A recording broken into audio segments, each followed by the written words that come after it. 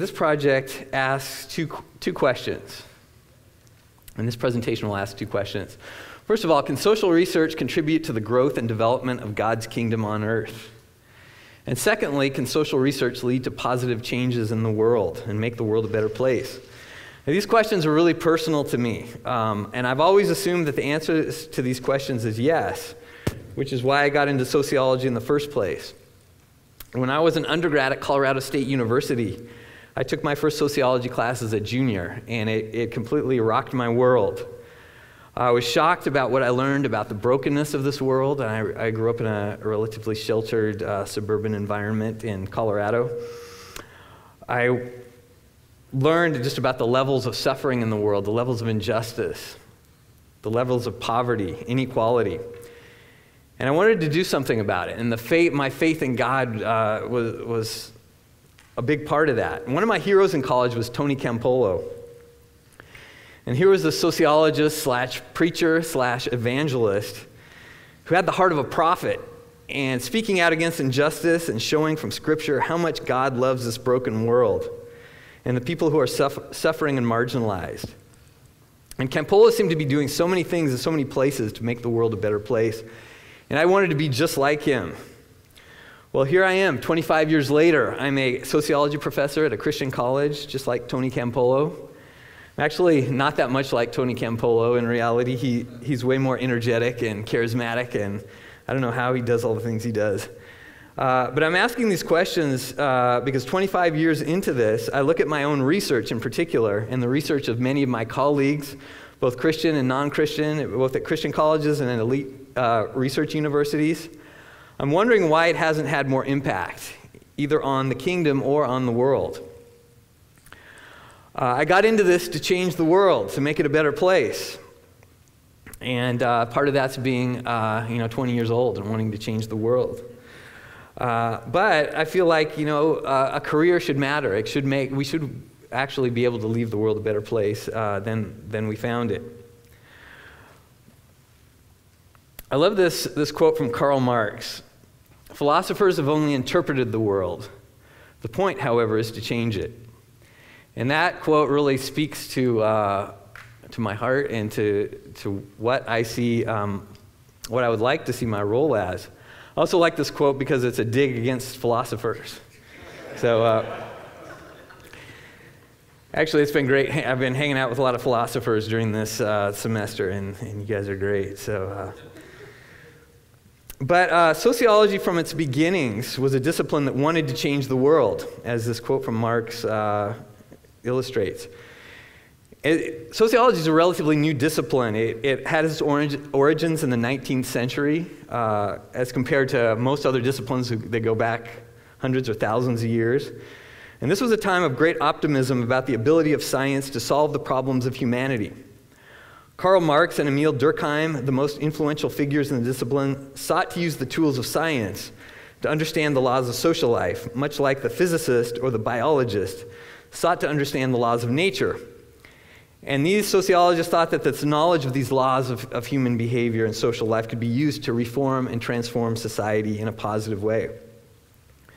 Well, 150 years or so have passed since then, and the results have been mixed at best, I would argue. If we examine the discipline of sociology over the years, there have been some successes, which I'll talk a little bit about, in terms of having a positive impact on the world. But they seem few and far between, and there have been some failures. Let's start with Marx, one of the founders of the discipline. Nobody's been more influential in the discipline of sociology than Karl Marx. And his analysis of capitalism and his critique of exploitation is very insightful, and I would argue it's still relevant and still deserving of a fresh read, given the globalization of sweatshop capitalism and too big to fail financial institutions. Yet for all of that insight, the people in the 20th century that tried to apply his insight to change the world and make it a more just, less oppressive place failed miserably. In fact, most cases made things worse, as Darius can attest to, growing up in Poland. So something got lost in the translation from theory to practice, from insight to application. And Marx himself would have hated the totalitarian dictatorships that emerged from these social reforms supposedly based on his theories.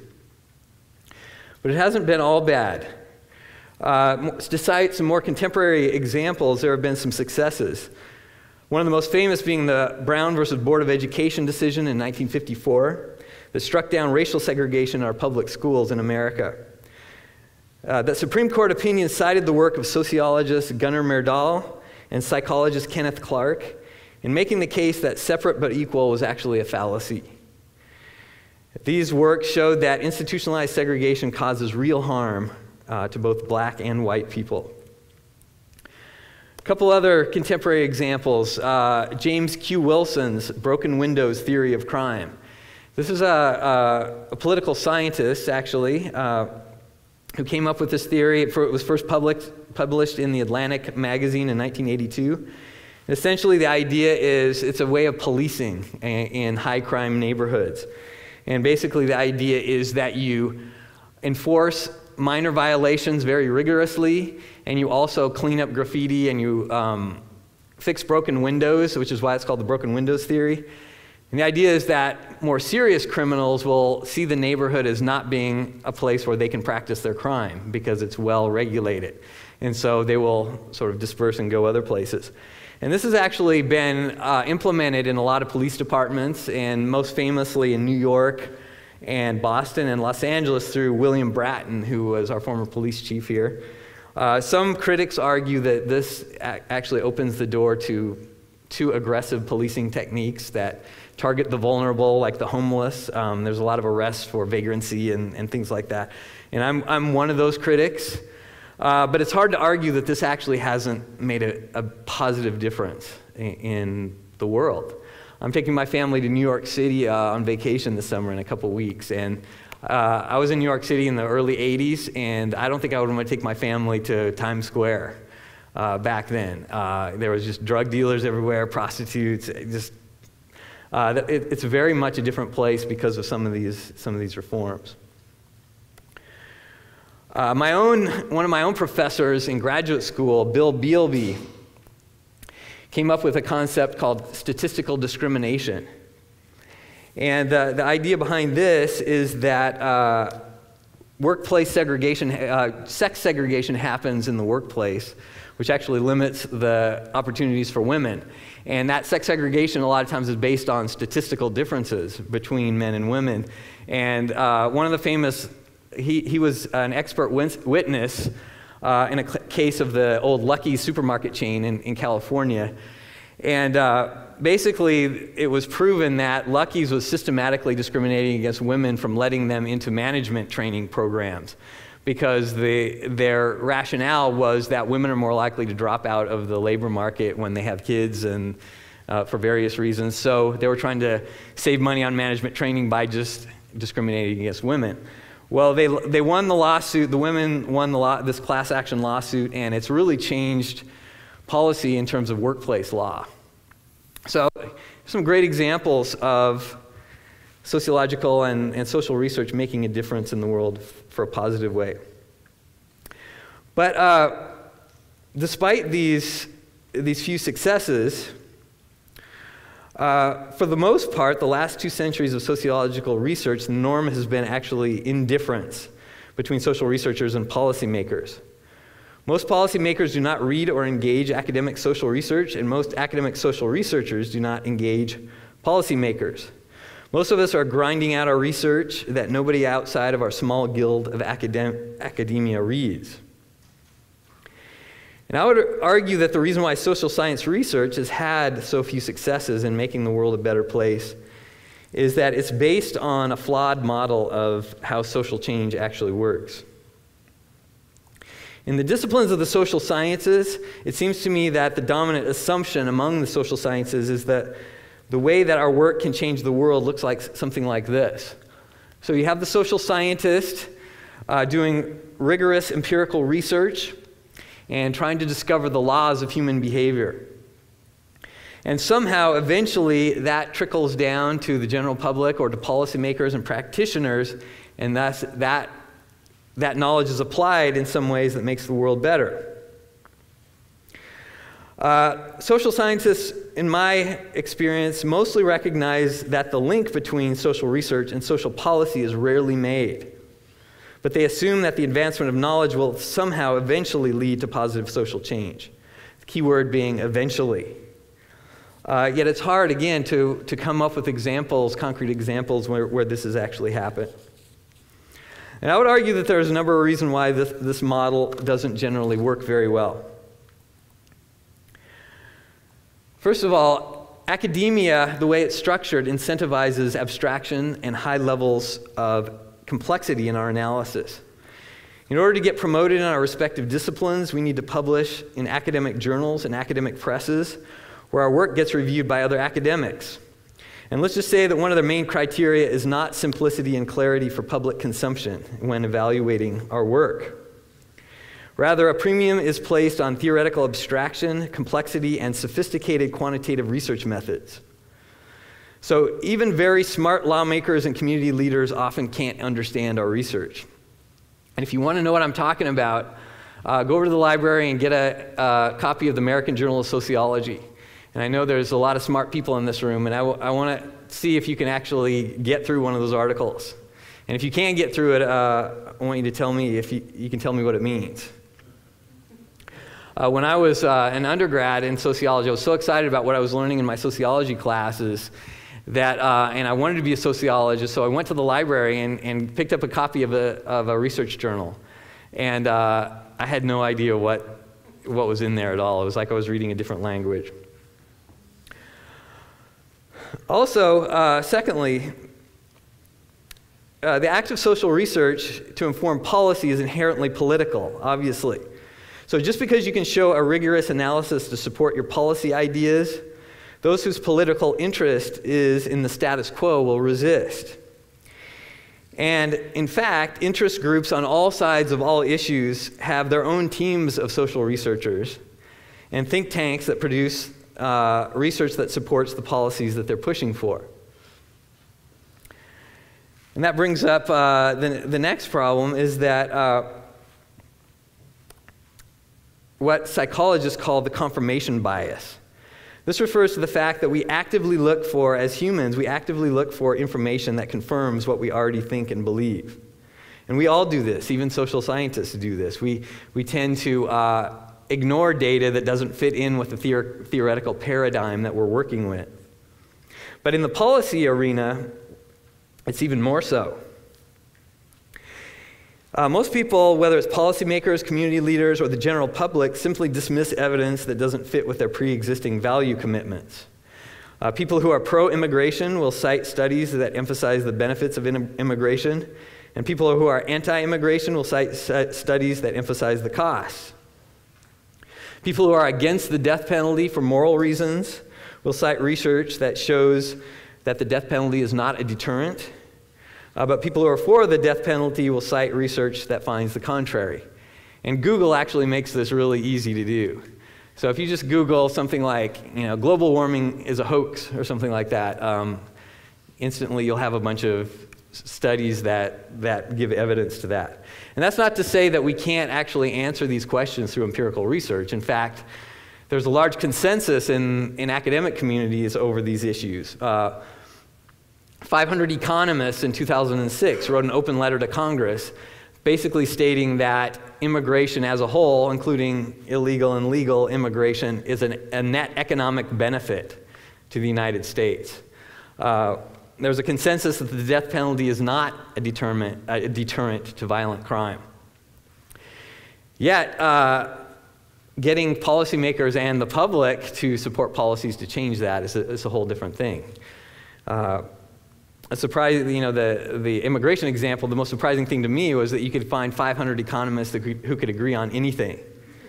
And, but they could agree on that immigration is actually a benefit and that we need to open up the opportunity for more legal immigration. But we have not seen that happen. So anyway, this model where you have objective experts conducting research, which is then passed on to policymakers who carefully consider the evidence and act accordingly, that's a naive model. Not only is it naive, I would argue it's not consistent with a biblical view of how social change happens.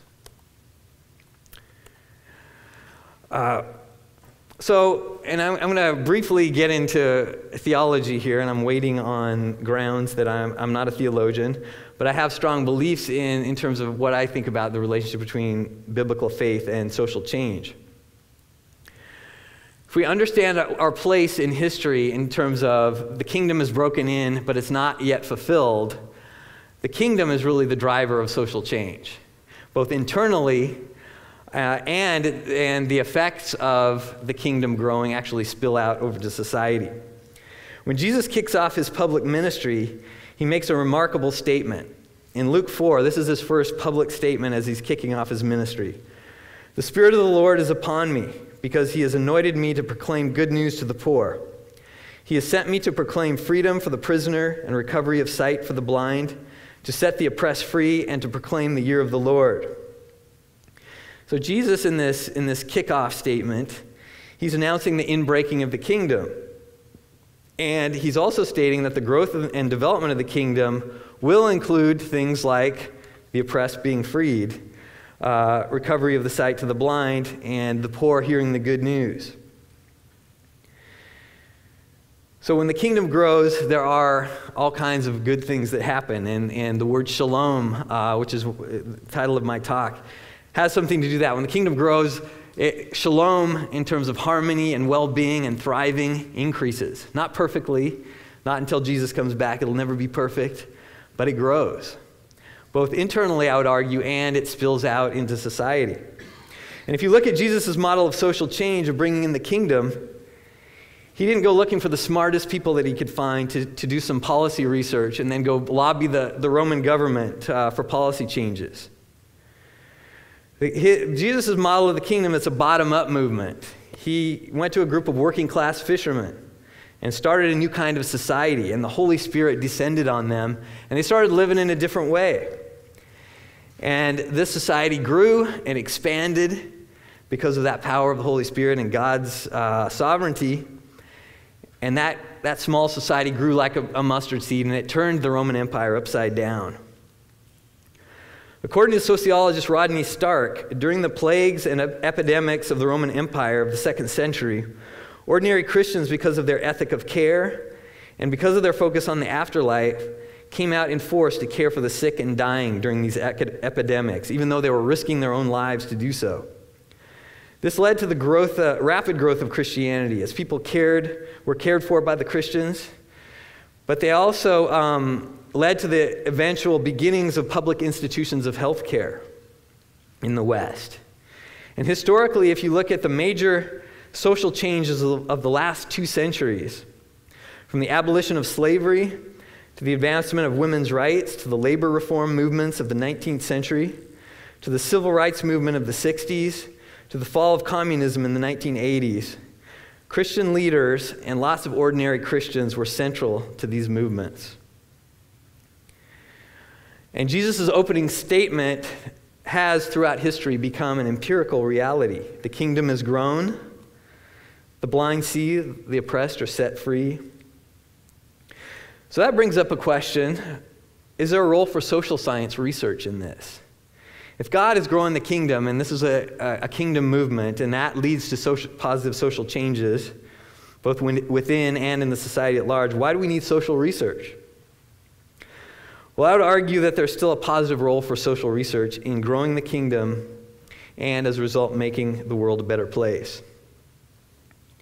I'm involved with a group of sociologists of religion, some at Christian universities, some at top research universities, many of whom are believers that are doing work that has been beneficial to the growth and development of the kingdom, I would argue. And I would just want to give you a couple examples of that.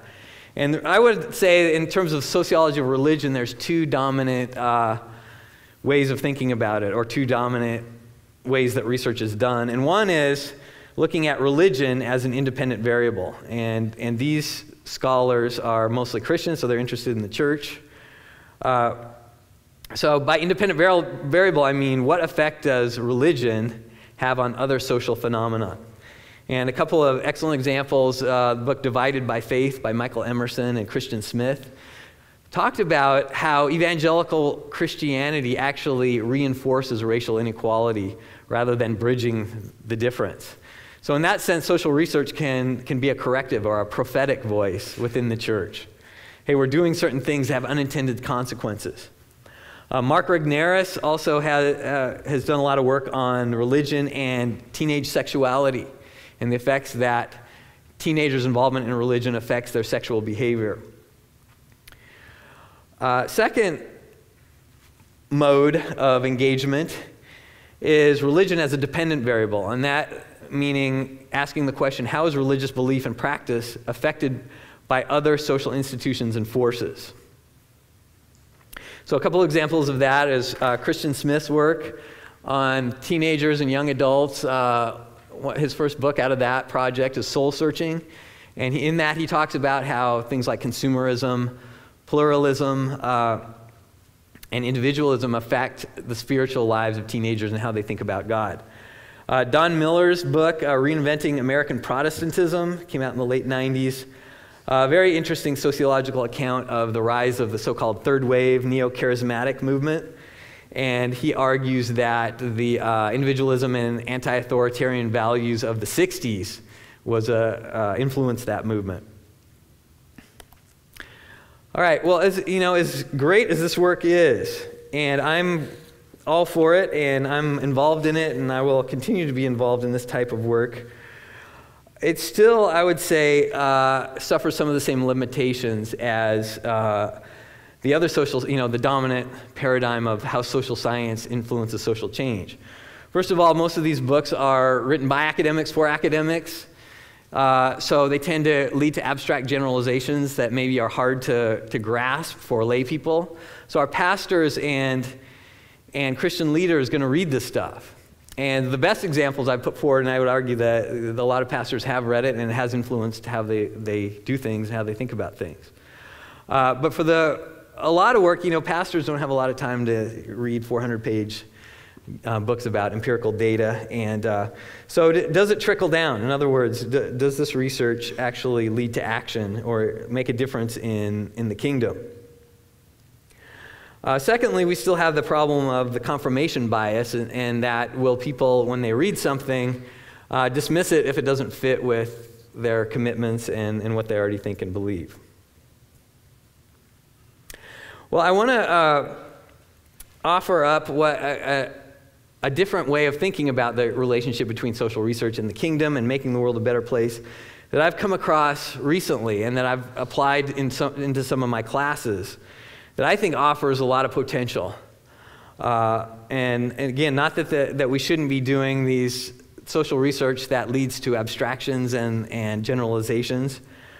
But this particular model, called participatory action research, I think has tremendous potential in terms of growing the kingdom and making the world a better place. This model focuses, instead of abstract generalizations as its bottom line, as its output, focuses on research that actually enables action. Secondly, the people that are researched become partners rather than objects to be studied. The people that are studied in participatory action research actually are involved in defining the questions and the goals of research and participate in the research process itself. And lastly, and maybe more importantly, the researcher becomes a servant to the goals of the community or organization that they are researching, rather than taking on the role of the expert who then comes up with the laws of human behavior. So one way to, so this is a way to sort of visualize this model of social change, is that you've got the researcher and an organization, perhaps it could be a church or a nonprofit or a business or something, stakeholders in the community that it's working in and the community itself, just individuals in the community, are all part of the research process, and all are helping define the questions and the purposes of the research. So how does this work? And I think the best way to think about it is just to offer an example. I came across an article Riggs and Langhout, written in 2010, about a school near Wesleyan University in Connecticut. Now, these researchers were at Wesleyan University, and there was a relatively low-income and low-performing public school near the university. And that public school came to Wesleyan and wanted to form a partnership. And the principal of this elementary school wanted to have some researchers come to their school and do some research on just how they could improve educating the kids at this relatively low-performing school. So 2 researchers at Wesleyan that were trained in participatory action research techniques went to the school and started talking to parents, all the stakeholders, parents, students, staff, teachers, administrators, and tried to get a sense of what were some of the biggest goals that they wanted to see happen. What are some of the changes that they thought needed to happen at the school to improve the learning environment? Well, in particular, the students and the parents talked a lot about how too much time in the classroom is spent on disciplining the children and on behavior control rather than actually teaching the children. So they looked into that and they said, okay, well, we're going to focus on that as our research problem. Why is this happening, and how can we improve the school by spending more time on academics and not on behavior control? And so they interviewed students, again, teachers, and tried to get a sense of what was happening. They did focus groups. And one of the things that the kids kept coming up over and over, they kept saying things like, if the researcher would ask, what would you change about the school if you could? A lot of the kids were saying things like, well, I just wish kids were nicer at the school. Or I wish there wasn't so many fights at recess. And so it turned out what they found was that recess was actually the problem. And they wouldn't have found this out if they hadn't focused on talking to the kids. And there were fights breaking out, and it turns out that the playground aides were just not very effective in controlling the fights breaking out and the chaos on the playground. And so the kids were in all these conflicts on the playground, and they would bring that into the classroom when they came back. And then thus, there's behavior problems. You've got kids who are still mad at each other or coming in after recess.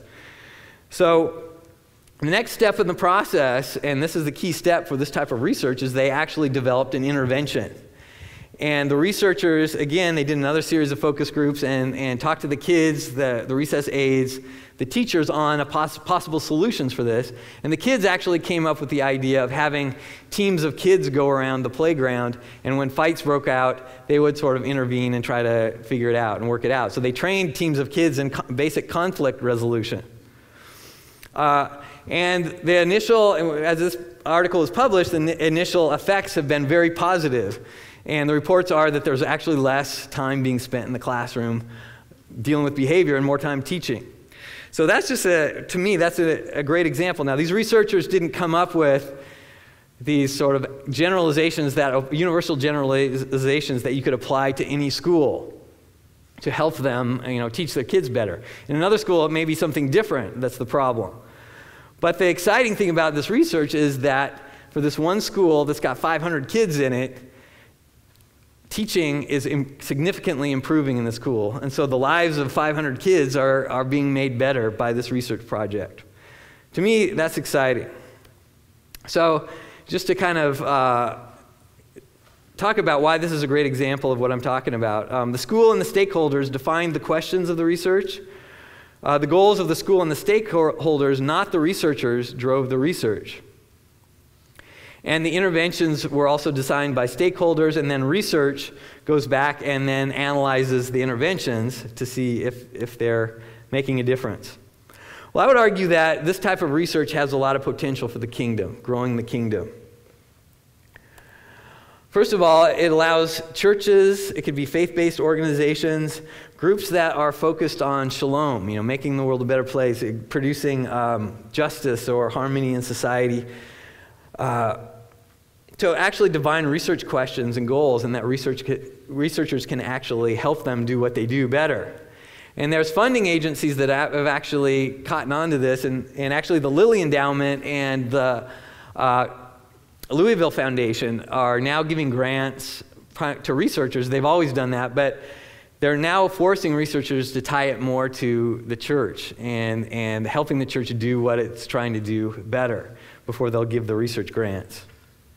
So this, to me, is very exciting. It can involve multiple participants, community members, students, stakeholders in the research, and also the proposed actions. And the main thing is that there's an intentional direct link between the research and action. And you can apply this to all kinds of different organizations. So it incentivizes positive change rather than simply producing good academic work. Now, this isn't to say that we should abandon all the traditional types of social research, and I think that type of research is really important to do to understand to do this kind of work, because you're understanding how social processes work before you go into this. So here's my dream. I'm going to just share with you a dream that I have. I haven't shared this with any administrators yet. You're the first ones to hear this. So I would love to see Biola or other Christian universities have centers for action research.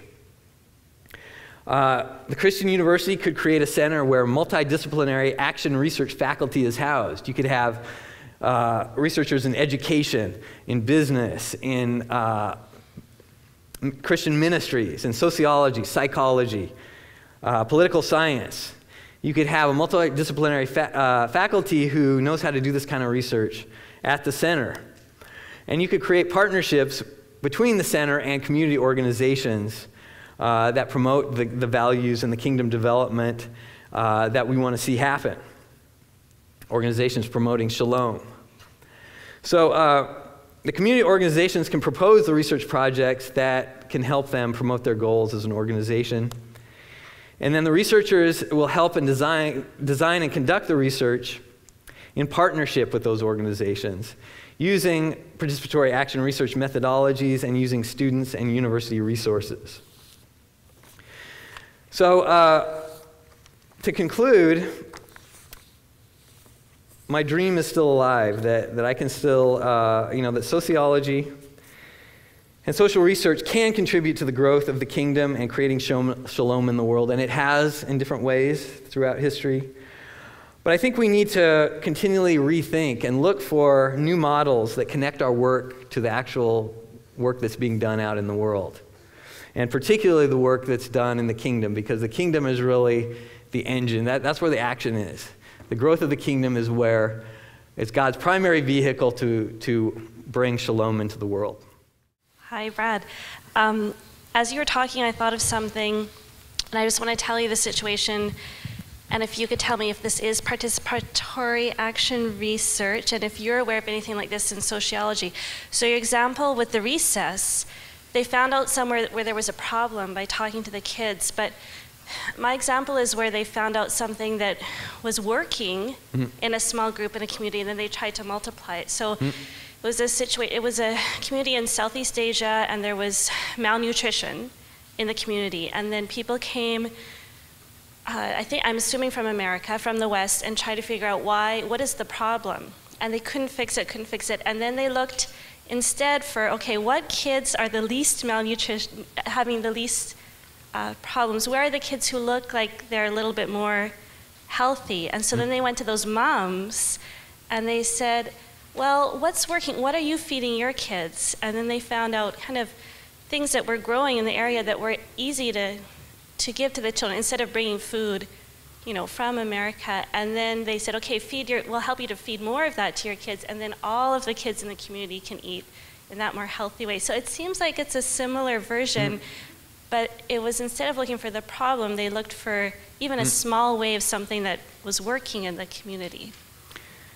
Yeah, and that's a good example of what I would call asset-based development, where you actually, instead of focusing on a deficit or a problem, you focus on what's working and try to contribute to that and try to add to that. I guess one question I would have about the research is, it sounds like a group from America or the West sort of had a problem in mind, malnutrition. And they were trying to sort of come in and figure out how to solve it. Participatory action research is very much focused on trying to be democratic in allowing the community to define the problem. And so it could very well be that, you know, some people went there and said, hey, you know, what's the biggest problem you have? And I can't feed my kid. But, and if that's what they did, then that would be along those lines. But it's very, very much focused on allowing the community or the organization to define what the problem is or what. And so in the case of the school, I think one of the key points is the principal actually approached the university and said, hey, we want to invite you guys in to see if you can help us. Because too much of, I think, the typical Western model is this sort of elites coming in and studying people and then figuring out what those people need and then trying to give them what they, and a lot of times that gets completely misrepresented. And there's those power dynamics that are very difficult. So, but yeah, that's a great example, I think, of looking at community development as an asset-based problem. You go and you look and see what's working and try to build on that. Brad, thank you for your presentation and for just being very sincere and honest with us and kind of sharing your heart. I really appreciate it. And as you mentioned, I'm not a sociologist. I have experiential knowledge of communism, so I cannot comment too much on that. But you know, I do know that Karl Marx was a philosopher too. So he was going after philosophers, yet he himself was a philosopher. Mm-hmm. And as a philosopher, he was a materialist. So he also struggled with the notion of original sin. Mm-hmm. He basically, if I can just kind of generalize, thought that if our basic material needs are met, therefore we will prosper and enter Shalom, which, you know, many communists were well versed in theology. Stalin had Master of Divinity himself. So the question that I want to ask you, where we think of this Center for Action Research at Biola, which would, you know, be Christian in character, what do we do with sin? I mean, how do we address the problem of sin? And how do we talk about bringing shalom, not the earthly shalom, but the shalom of which the angels spoke when Jesus was born, the shalom that is between us and God? Yeah, and that's a great point. And Marx is an interesting figure because he's really a secular theologian. In fact, he's kind of a dispensationalist when you think about it. He's got all these different stages that, you know, history is moving towards. And so maybe some of the Talbot profs, you can tell them that Marx was a dispensationalist. But yeah, he's a philosopher, he's a materialist. So there's all kinds of problems there, I guess, and in terms from a Christian perspective. And my appreciation of Marx is primarily his analysis of the mechanics of capitalism. I think he nailed some things pretty right on that. But yeah, there's all kinds of issues with how you bring in social change there. But to answer your second question, absolutely, Shalom has to include reconciliation between the individual and God. And that's actually the center, even though it goes much more beyond that. I think in evangelicalism, we look at that and then we think that's all we're looking for, is that reconciliation between the individual and God. American evangelicalism, at least. But it goes much broader than that. It goes person to person. It goes group to group. Even people and creation. There's a reconciliation that needs to happen there. So that's why the church is uniquely positioned to spread shalom, and because that brokenness with God has to be at the center. So I don't know if that answers the question. So that's why participatory action research can be applied to any organization, secular or Christian, so we can use research to actually help the church do what it's doing. And not that the church needs social researchers. This is God's plan. He's going to make it happen. But I want to participate in some way. So my question, if I understood one of your points correctly, the one about the research becomes a partner, I have the following question. How would you respond to somebody saying that this new partnership somehow would compromise the wanted for objectivity of a researcher? Yeah, and that, that's a big issue, and that's one of the critiques of participatory action research is you sort of it becomes inherently political because you're trying to help an organization do what it's trying to do, and so how do you become objective in that?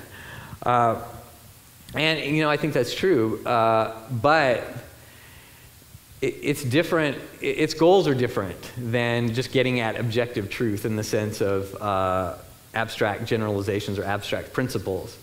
So its goals are to help the organization meet its goals through empirical research. And so by using empirical methods, you can gather data that is objective in that sense, but you're not looking to find objective truth as the goal, I guess. What you're doing is you're trying to help an organization meet its goals. So that brings up the question, well, you better pick the right organization then, because what if some neo-Nazi group or something approaches you, and you can just as easily apply these methods to help them do what they're doing. And so that's where other research and biblical truth and all that has to come into maintaining ideas of what a good partner is. But yeah, it's a different model of social research where objectivity isn't necessarily the goal, other than objectivity within the organization, trying to understand the dynamics. Thank you very much. This was wonderful. My question, from what I understand about participatory action research, that the goal is not to systematize and to replicate, it's to meet specific goals.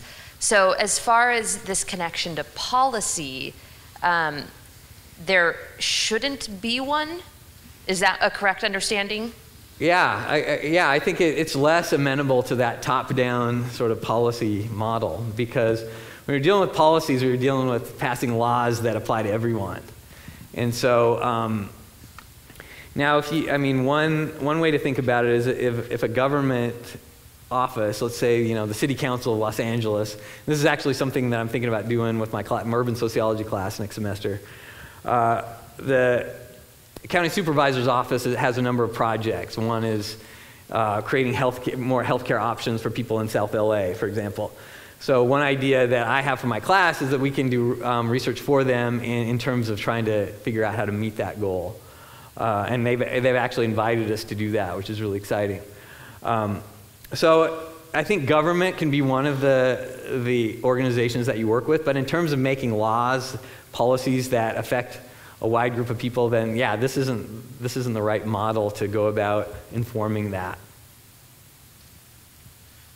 Hey, thank you very much for your talk. I'm curious, when you work with an organization in this kind of research, it seems to me that always an organization should be listening to a critique that comes from God, that even the best organizations have problems with authority structures within them. I mean, Jesus gives us a very peculiar understanding of authority when he says, you won't lord it over one another like the Gentiles do. I'm curious, as a researcher, when you're doing this kind of project, how do you help an organization see its own flaws when it doesn't want to? Yeah, and that, again, this is inherently political, so if you come up with a solution or you identify a problem, there's probably going to be certain stakeholders that are going to get defensive because you're sort of putting the problem on them, or maybe the recess aides at the school were defensive about, hey, you guys aren't controlling the kids, or and I've actually done this type of research in the context of congregations. And so, yeah, it can be tricky when, you're identifying certain dynamics and there are people sort of involved in creating those dynamics maybe that aren't healthy. But that's why you need buy-in, I guess, with the organization and say, hey, we're just going to come in and interview people. And as an outsider, that's why having the researcher come from the outside is actually helpful, because you can just say what you see, and if people don't want to do anything about it, well, there's not much you can do about it. But if the organization is really truly a partner and they want to change and they want to listen, my experience is that if organizations invite you in, they want to know everything, and yeah, whether they take the steps necessary, I think that becomes maybe a thornier issue. But I think most people want to know what they're doing wrong, I guess. Biola University offers a variety of biblically centered degree programs, ranging from business to ministry to the arts and sciences. Visit biola.edu to find out how Biola could make a difference in your life.